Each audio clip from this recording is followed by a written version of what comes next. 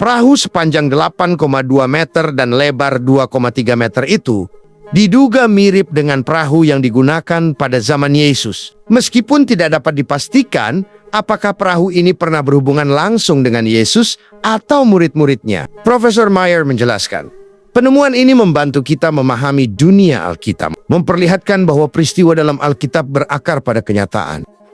Kisah Yesus di Laut Galilea termasuk salah satu momen penting. Dalam Matius 14 ayat 26 dan 27 berkata, ketika murid-muridnya melihat dia berjalan di atas air, mereka terkejut dan berseru, "Itu hantu!" Lalu berteriak-teriak karena takut. Tetapi segera Yesus berkata kepada mereka, "Tenanglah, aku ini. Jangan takut." Penemuan perahu kuno ini mengingatkan kita akan sejarah dari kisah Alkitab. Sama seperti perahu ini bertahan dalam lumpur selama ribuan tahun. Iman kita juga dapat bertahan menghadapi berbagai ujian jika berakar kuat pada firman Tuhan.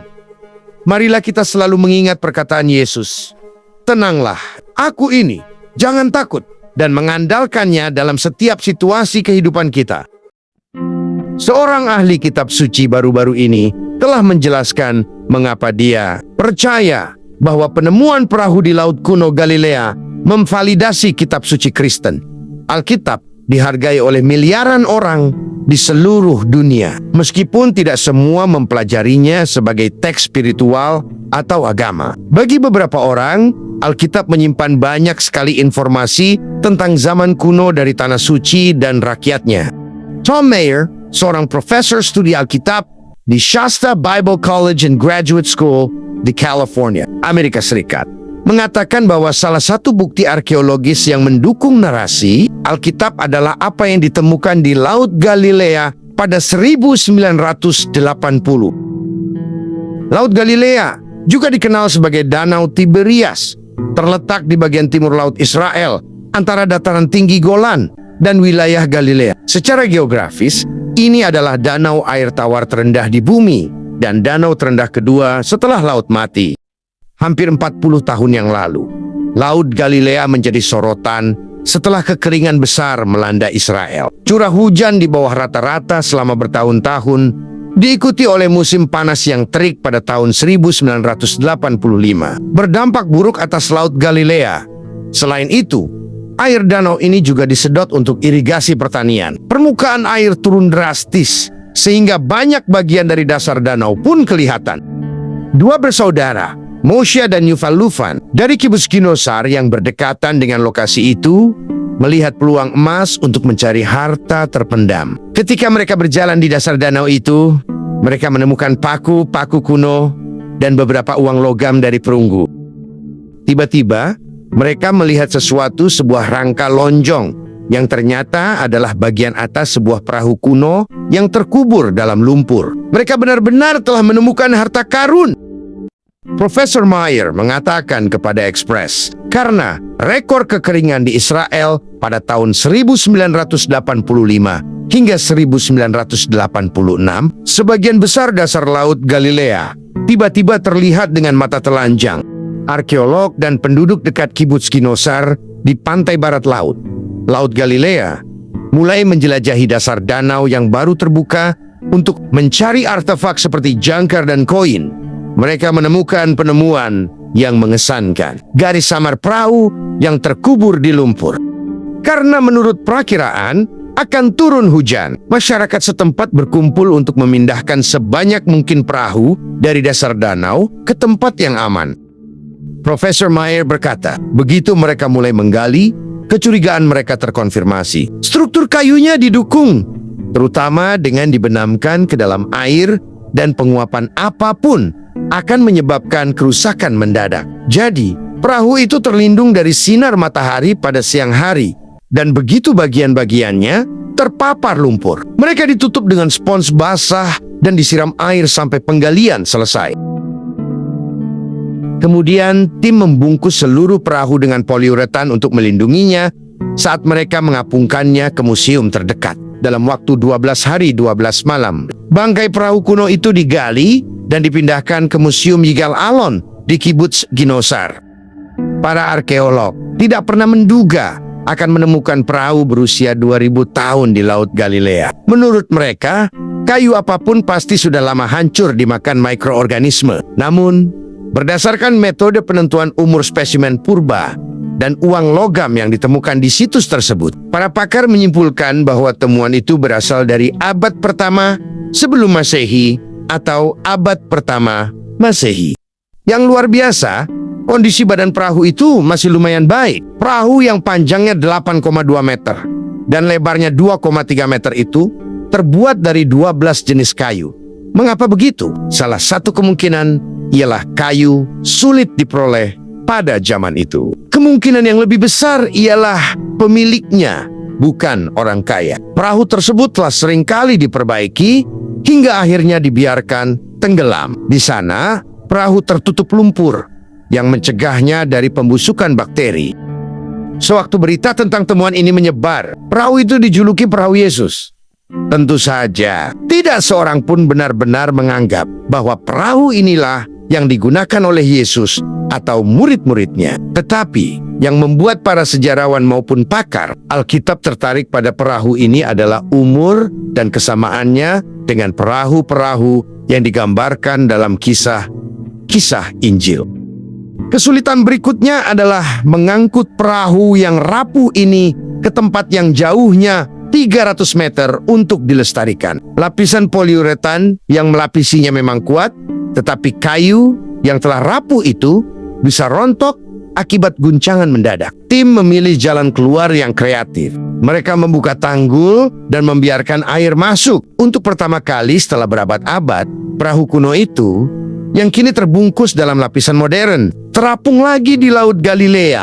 Perahu itu kemudian direndam dalam bak lilin selama 12 tahun yang melindunginya sebelum dapat ditampilkan di Museum Perahu Yegal Alon di Kibbutz Ginosar.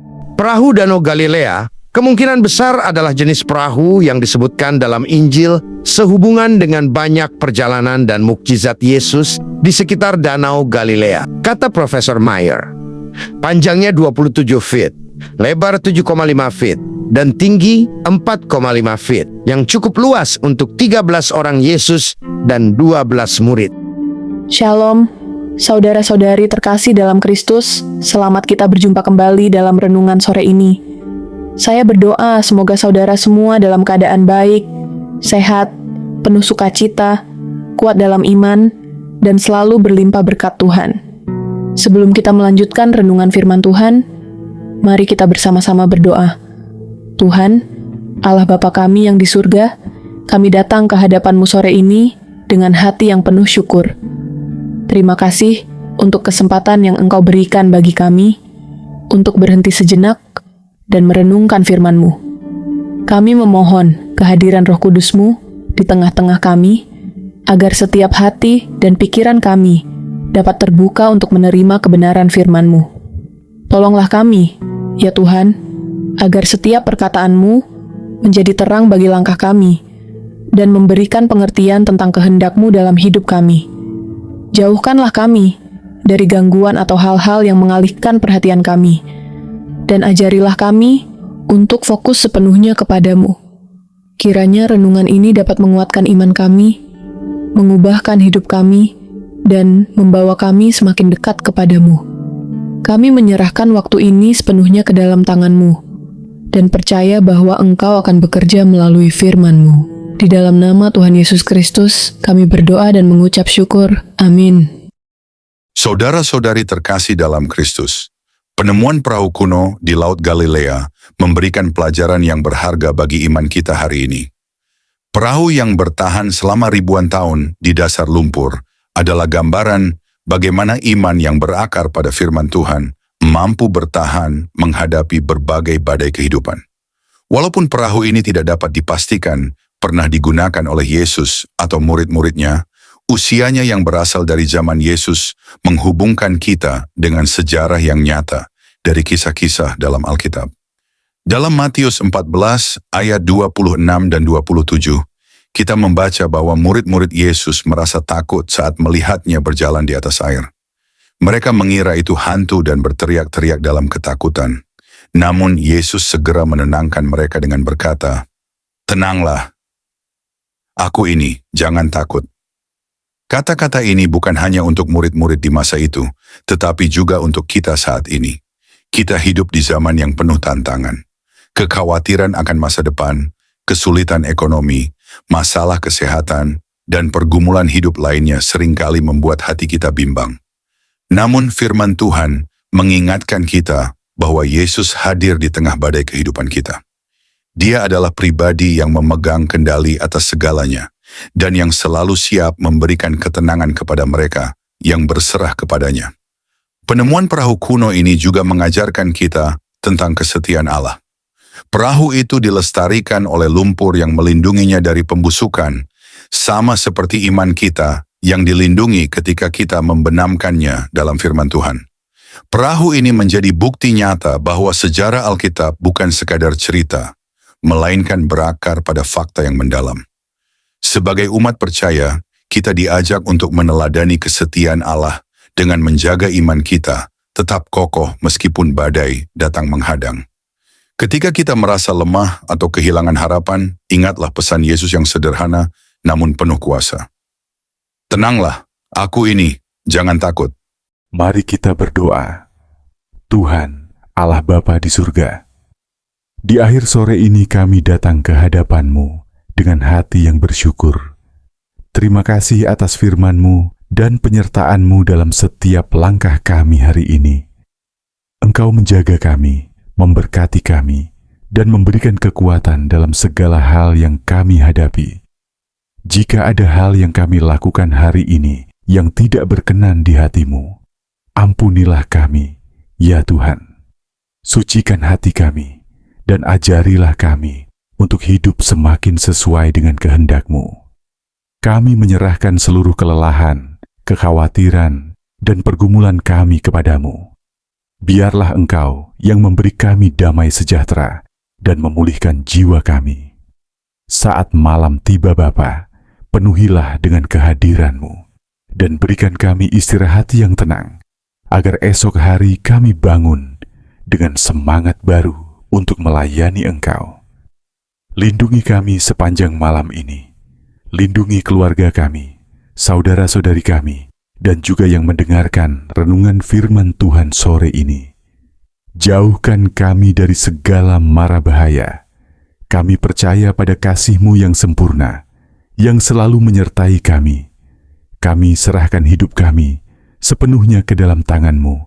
Di dalam nama Tuhan Yesus Kristus, kami berdoa dan mengucap syukur. Amin.